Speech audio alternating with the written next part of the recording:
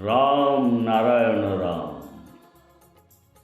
রাম নারায়ণ রাম, রাম নারায়ণ রাম।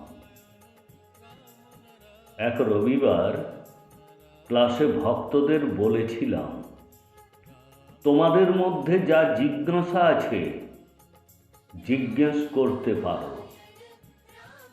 একজন ভক্ত বললেন, প্রভু, আপনি যাদেরকে মন্ত্র দিয়েছেন তাদের অবশ্যই দর্শন হবে, কিন্তু পাপ বুদ্ধি সর্বদা মনের মধ্যে থাকে। এই সমস্ত অনিষ্ট থেকে মুক্তি পেয়ে আমরা কিভাবে আপনার বা ঈশ্বরের কৃপা পেতে পারি? আমি বললাম, মুক্তির মন্ত্র শুধু মুক্তির জন্যই। মুক্তির পথ সহজ হয় কেবল একজন মুক্তিপ্রাপ্ত মানুষের দেওয়া মন্ত্রে।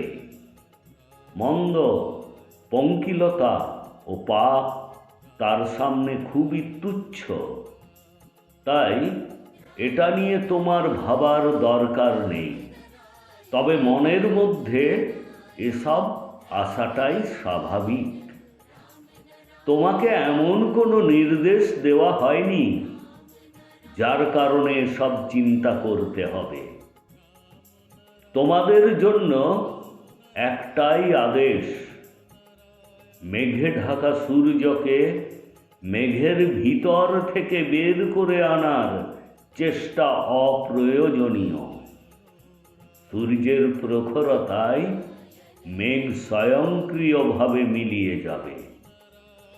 তোমার মধ্যে লুকিয়ে থাকা ক্লেদাচ্ছাদন অনুভূতিগুলিও তোমার অন্তরের শক্তি দ্বারা উৎপন্ন হয়েছে।